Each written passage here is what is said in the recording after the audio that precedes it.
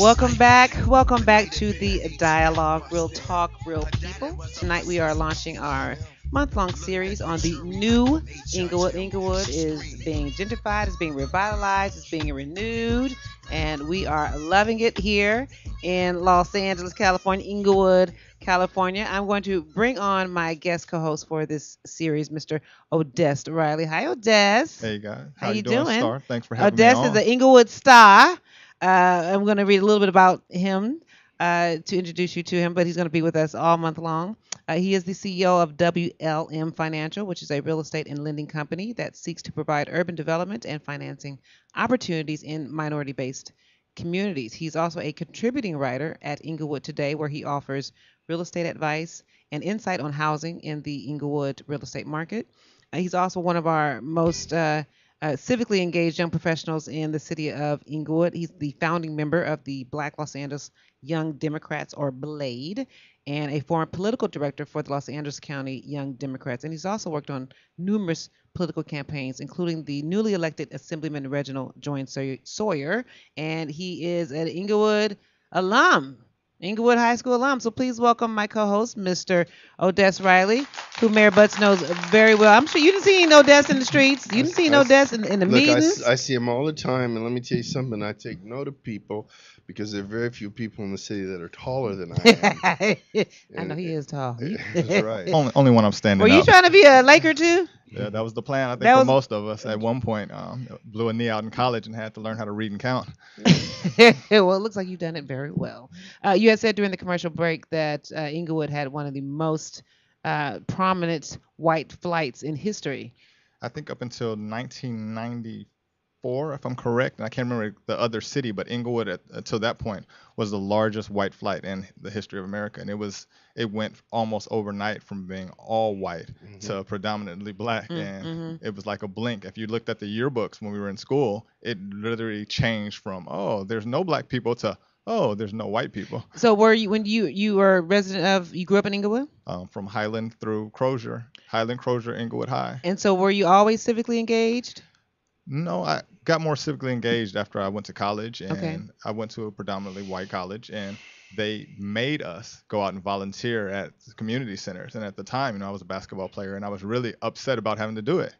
But I went out and we were working with these kids, I think in the Cabrini Greens, and it was such a good time that when I finished school and came back, it was something that I told myself I'll always be involved in my community. And so when you came back, who was mayor at the time? It was Dorn. Okay, all right. And so you've kind of monitored the political process, the political landscape in Inglewood since coming back and being civically engaged. And I know you are a big supporter of Mayor Butts. So just talk about Mayor Butts as the mayor of your birth city, your native city that you grew up in, and the progress that he's done and how he's engaged young professionals in the redevelopment efforts. One of the biggest things I've enjoyed about being around him since he was elected is seeing that he actually has a plan. Okay. I was friends with Danny Tabor, who was actually the mayor for a short amount of time before they ran again and Mayor Butts won. And one of the issues I had was there didn't seem to be a direction set up. Okay. It was always an argument. It was kind of a joke. You go to a city council meeting and it would just be 5 people up there arguing, and nothing would get done. It'd run all night, and I'd leave, and the next week it'd be the same thing, and people took pride in it. Okay. But Why do you take pride in that? I think it was, we're gritty, we're tough, we're gonna stand up for ourselves, but they weren't getting anything done. Was that your experience too? Oh my goodness, I have to tell you that during the time I was running when I came back, before I left, in the police department, you're more or less insulated from City Hall. In fact, the culture was unless you were summoned to the ninth floor, which is where administration was, police officers didn't go to City Hall. So we Okay. were an entity unto ourselves. And when I came back, Even though you're right next door? even though you're right next door, we had the public safety mission, and it was good. And the way politics were then, it was good to be insulated from politics Okay. because you're supposed to provide equal service to everyone, Okay. regardless of political orientation. And when I started coming to council meetings and saw that basically they were platforms to campaign for 5, 6, 7 hours, and people would bring factions of supporters to badmouth certain people on the council, Mm-hmm. and there was no objective to the dialogue. Um, the issues that were on the agenda were fairly straightforward, and they should have been easily resolved and voted upon. Okay. But they would go from 7 to midnight to 1 in the morning, and then recess and come back the next morning. And nothing Sometimes would be resolved. it was I saw them argue one night about getting some red stop signs on the streets, how you put the red marks on Mm-hmm. the curb. And they couldn't agree on who the contractor was going to be for an hmm issue that was so simple as, you know what, no one can see that this is red and people are parking there. And the argument was So just, did the I don't like this so was contractor. the was were the residents cognizant of the dysfunction? No, they were not. They thought this is what normal was. This is all they knew. Okay. And the way we've gone from 6 and 7 hour council meetings to our average council meeting now is 20 to 30 minutes. Okay. All right. Just straight and to the point. Straight to the It's about point. business. Odessa, I know you had some questions that you wanted to ask Mayor Butts. One of the questions I had, Mayor Bud, is I saw, I read a lot about your transition for how you moved up through the police department, but then you ended up at the LAX as the head of, what is it? Head of security and law enforcement. hmm How was the transition going into that? Because that's a whole different ball game. That's an amazing story in and of itself. Let me start this by saying I never ended up doing one single thing in life that I intended to do, but I ended up doing everything that I needed to do. Nice. All right. So when it came to LAX, I was 3 years past my maximum retirement accumulation when I was in Santa Monica. I was working for 3 cents on the dollar. I enjoyed it so much. Okay. And a headhunter came. Matter of fact, it was the headhunter that recruited me for Pasadena, for Arizona, and San Francisco. And he asked me just to come and take this interview at the airport because they felt they wanted an aviation um, security expert because there had been an expose on Channel 9, David Goldstein, KCAL News, about the LAX Police Department and the fuel form at LAX being non-secured and the airport was, not a secure place. And so they were certain they wanted an aviation person. And so I came and interviewed and I'll never forget it. And they said, so what do you think the problems with our security? I said, we really don't have a security problem. You have an organizational culture problem. Mm. You don't define your missions for your security personnel, for your police department, and for the ancillary agencies that serve you here, the FBI, Customs Border Protection. Okay. Everybody's out doing their own thing. And I said, and you don't have an overarching technology plan to protect yourself and leverage your human assets. And that was it. That was sum and total of my interview. It was longer than that, but that was the main thrust. So I left, went home, dressed to go back to work. I did my favor for the headhunter, Mm-hmm. and they said they were going to have another set of interviews in a week where they narrowed it down to one or two people. And I get a call. His name is Bob Murray, and he says, Chief, where are you? I said, what do you mean, where am I? I said, I'm at home changing to go back to work. He says, well, the executive director wants to talk to you right now. He says, they want to make you an offer. Wow. And so I came back and met with the chairman of the board of airport commissioners and the Lydia Kennard, who was the executive director at the time. Mm-hmm. And we had a detailed conversation about what I meant about police culture and organizing the operation. And long story Has there short, ever been a job that you've interviewed for that you didn't get? not since the age of 19.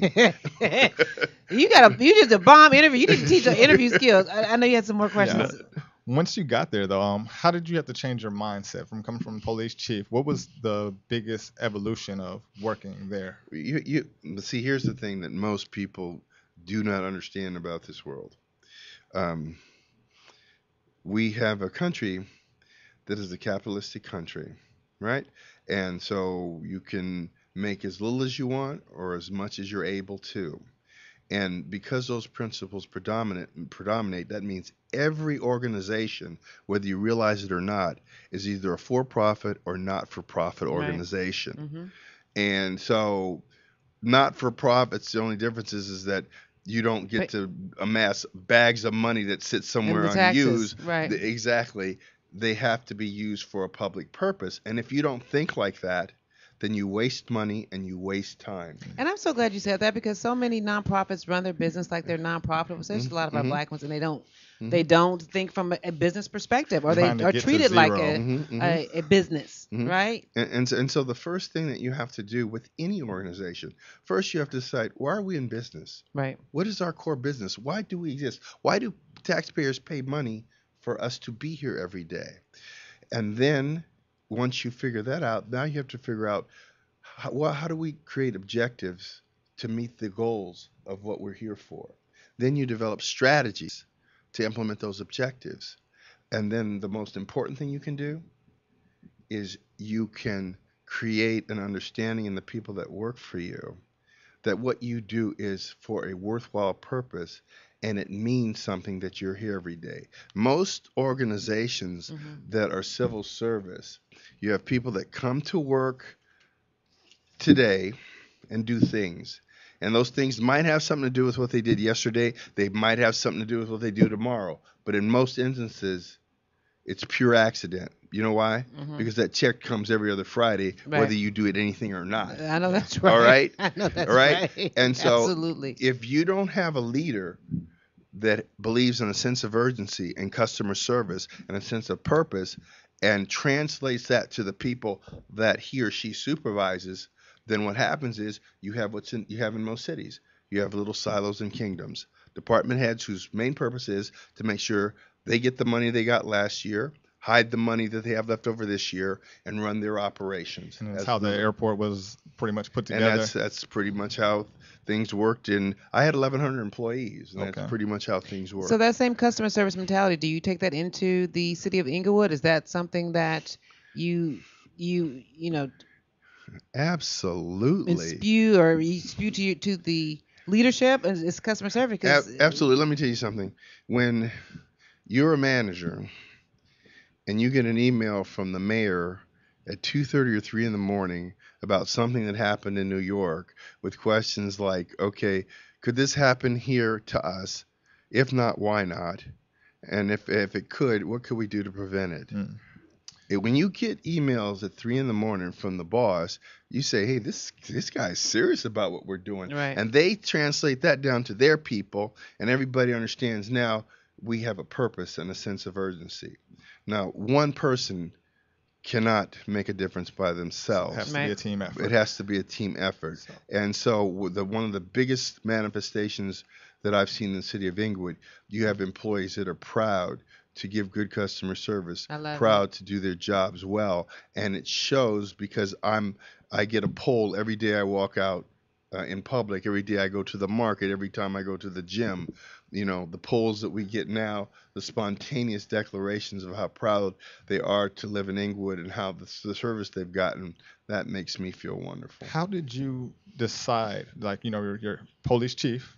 You're at LAX. You're running this huge place with more people flying Caller, in. I know you're on the line. Hold on one second. I'm gonna let Odessa ask this question, then I'm gonna come More to you. people flying in than anywhere else, and just crazy theft and all these different things. When did you start getting the mindset that I might want to run for mayor? When did that light bulb go off? Okay, first of all, I hired the police chief. I wasn't the chief. I hired the police chief. I was the deputy executive director in charge of Homeland Security and Okay. Public Safety. But first of all, I never intended to run for elected office. Let me explain this to you. My favorite word, and I can say it now, when I was a command person, I thought elected officials were pinheads. And I said that for this reason. Because it seemed they cared about two things: getting elected and getting reelected. Right. And everything else was a distant third. So how do you go from that? How do you go from being seen as a pinhead to? Here's all that happened. Time came. Some people from Inglewood approached me. They said, we think we're going to go bankrupt. Would you please run for mayor? And there was no incumbent mayor at the time. And I felt that I was offered another position that paid significant money, but I felt like I owed the city of Inglewood because that's where I got my start. And I said, and this is what I said, how hard could it be Little to did he become know. the mayor? Right. Little did you know. With my resume and background. I said, how hard could that be? It was the hardest thing I've ever done in my life, to be elected mayor. I ran in 4 elections, two for the temporary seat, two for the permanent seat. Got kicked off the ballot in one of them because they said they didn't get my paperwork. They got it a day late. Um, Got me yelled it, at for voting for him at an endorsement. exactly, exactly, and then won only one of those 4 elections. Came in second every other time, and that was the runoff for the permanent seat. That I was the mean, first time I just won. the little cliff notes I've got on your background and your work experience. You seem like you would have that was like a natural evolution to political office, especially from a leadership perspective and being mayor of Hmm. Inglewood. I can't believe you never considered it. I never considered it because I saw the way elected officials in the ag. And they were There's pinheads. some great elected officials, but not all of them. But there There's definitely some were pinheads out some. there for sure. But as a group, I was not impressed with the way decision making occurred. Remember, when you're in the police department, the police chief has the last word, Hmm. and if you know what you're doing, you can run a very, very effective organization. If you care about people, you promote people in an egalitarian fashion based upon their intelligence, abilities, and contributions. Okay. All right. All Mayor, I right. think we have people trying to I know. ask you a I few know our phone questions. lines are blowing up. Did they? Okay. I'm sorry. I just had to get that little bit out. Please call back. I know our phone lines were blowing up. Please give us a call back, and we're going to patch you in to ask a question of our mayor here. You had one more question that you want to ask? Yeah, I know when you were running, one of the platforms one of your biggest things was reduction of crime in the city. I've seen the drop. How did you go about implementing that? Well, first of all, picked good police chief, Mark Fronterata, excellent police chief.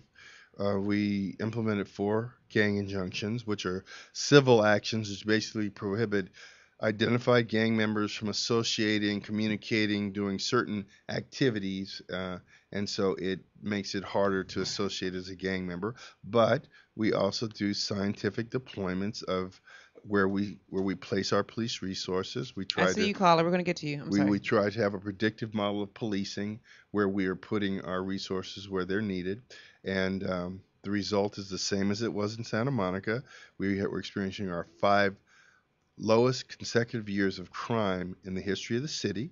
We started keeping crime stats in 1978, I know. Thank you for that, Richard. and That is and fantastic. so we continue. The trend continues on. In fact, last year we had our least number of homicides in the history of Inglewood. We had 10, um, and we've had years in the city where we've had 55 homicides.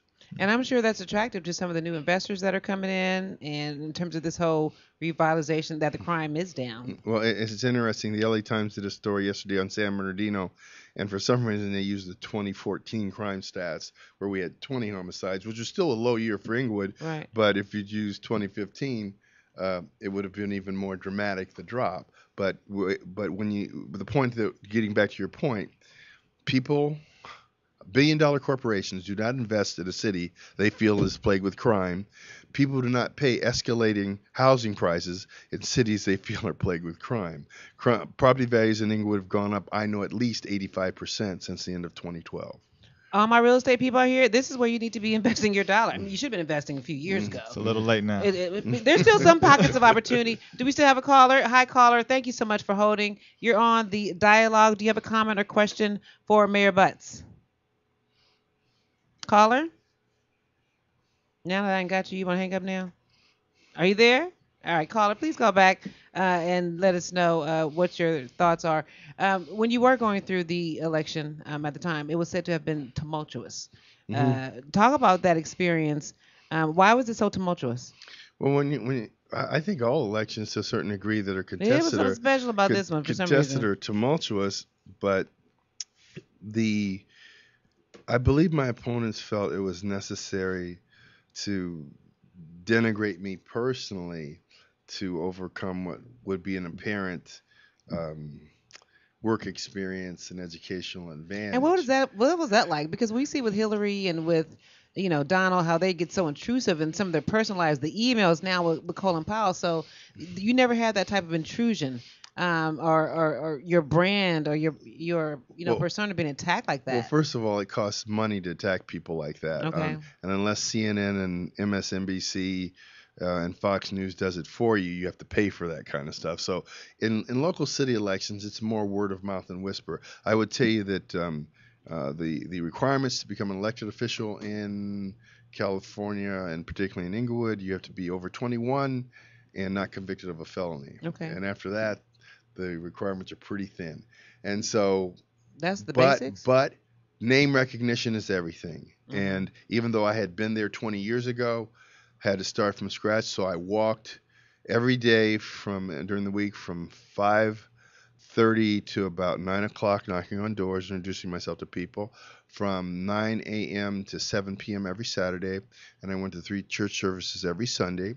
I did this for a solid year through 4 elections. You had no idea what you signed up for. Excluding Easter and Christmas and Thanksgiving, and I had no idea it would be such a challenge. But once I get into something, I'm in it to do the best I can, so that I know at the end of the day I did everything that I could. And I want to ask you how that impacted your family during that time. But we have a caller. Hi, caller. Did you call back? You there? Caller. I hear you in the background. You don't be scared. He's not gonna bite you. Okay. Why are you guys so scared? Call back and ask the question. So what was that like on your family life? Well, I mean, my family actually was very entirely supportive, including my in-laws, and everybody was all in. In fact, the thing that warmed my heart the most, you expect your family to be with you, Mm-hmm. but when police officers from the airport, police officers from Santa Monica, police officers from Inglewood that were there when I were there, when they came to volunteer on Saturdays to walk for me, Mm-hmm. that did something to me, because I'm a person that's used to providing a platform of opportunity for others, and when these are things I couldn't do for myself, they transferred their credibility to me. So Adesh, you said you got some beef when you supported him. It wasn't well at the time. I was an alternate on the central committee, um, and I was the alternate for Angie English, a good friend. And I saw Tabor, I saw Mayor Butts, and I saw a few other. We were doing endorsements, and I really liked what he was talking about. And I hadn't been given the word that I was supposed to vote for Tabor, so I was like, you know what? I really like what he's talking about. So what was it specifically? It was specific that he had a specific plan. That he had a what plan, I that he had hate vision. about listening to politicians is when they tell you, I'm going to fix the deficit, and you go, how? Mm. And there's nothing. Oh, I'm going to reduce crime. How? Well, once you elect me, I'll tell you how to do it. We asked him questions, and he already had it laid out. Okay. And for me, that's important, because people will get behind you if you tell them where you're going. Okay. But Nice. when you get there and just say, hey, let's get this together and let's figure it out on the way, people have a sense So of what did you mean you were supposed to vote for Tabor? that. I hadn't been told. I was young. I had just gotten put on the committee, and I was voting for a seat that I really didn't know much about, and they were supporting Tabor. The Okay. group was like, hey, this is who we're backing. And me, I think I was the 1 or 2 votes that voted for Mayor Butts. And yeah, I was called to the office per se to say, and told that that's not the way we're going, and they had to do a revote and a few other things to change it. And so you remember what it was like during that time? Oh, This is the political climate. What Very, was it? it was very contentious. Okay. Danny Tabor, he just started talking to me again recently, Oh. and I'd known him for years. And politics it's a brutal Danny game. Tabor from Soul Train, ex Soul Train dancer. He's a good guy. He really is. He is a good guy, I just- but I was laughing when you told me he used to be dancing on Soul Train. But go ahead. I'm sorry. No, I mean, it was just a different environment. I mean, there were seats on the city council that were just, you knew who was going to win. Uh-huh. And they were just entrenched in status quo. And growing up in Inglewood, I mean, I was there when things were bad. It was a bad place to be for a long time. So you've seen the decrease and the reduction in crime, and you've seen how he has transformed the city. I can tell you about 1996 when I graduated from high school, and a lot of my friends passed away that summer. Okay. It was one of the worst summers out there. Mhm. And it was, how do I get out of here? It Right. wasn't how to end. When I would tell people in Chicago, like, I had street cred just by saying I'm from Inglewood. Wow. I didn't really have to. I played basketball, but I said I'm from Inglewood, and people were like, "Oh, yeah, it's in all the rap songs. It's a bad place. You must be tough." Right. And- And so you're going through a rebranding process with Inglewood. Complete rebranding. We have really turned the corner. I would tell you, if I stopped being mayor tomorrow, here's what I would be the most proud of. When I um, took office, and I listened to people talk, and people would ask people, okay, so where do you live? And they say, oh, I live just outside of LAX, Mhm. or I live right next to Westchester, Mhm. or I live just south of Culver City, Or I say North or or, Inglewood. or, or I live there right next to Ladera. When you Uh-huh. ask people from Inglewood where they live right now, they say I live in I live in Inglewood, Inglewood, California. California. And you know what? Absolutely. And everybody gathers around you, and they ask you about the forum, and they ask you about the stadium, and There's they a sense ask of you about pride. what's Casino. next. And Mhm. people are proud. Yes, And they are. so I'll be in the gym working out, and somebody say, Mayor, I don't want to interrupt you. I want to tell you one thing. Thank you for making us proud to be able to say we live in Inglewood. And that says it all right there, because that encapsulates what that means. We fix the roads, we trim your trees. That means we keep you safe. That means we've attracted economic development. That means we've made the nation respect you. That means we're about to get Yeah. gentrified. One of my favorite things is But I I'm not mad. we use the MLS. It's on the multiple listing service for real estate. And it used to be, like he said, people would say they would try to make themselves outside of Inglewood. Now we have the exact opposite. It'll be a house in LA, the Mhm. cusp, and they'll use all of Inglewood's information so that they can get a higher price for their property. And it's Right. hilarious. Right. We're talking to Inglewood's Mayor Butts. Please give us a call here. All my callers that dropped, please call back. We want to hear from you with your comment or your question for our absolutely fantastic mayor. 323-473-3100. 323-473-3100. We're going to take a quick commercial break. And we're going to ask the mayor, what's on his iPod? You like hip hop? What you listen to? We'll be right back. Put my name down and it seems you fucked up like a drug deal gone wrong. Make it out alive, you won't be that way. We know there are many choices in internet radio, and the staff and hosts of LA Talk Live would like to thank you for choosing the internet's hottest destination for the most eclectic sound and invigorating talk. This is LA Talk Live. We are more than just talk.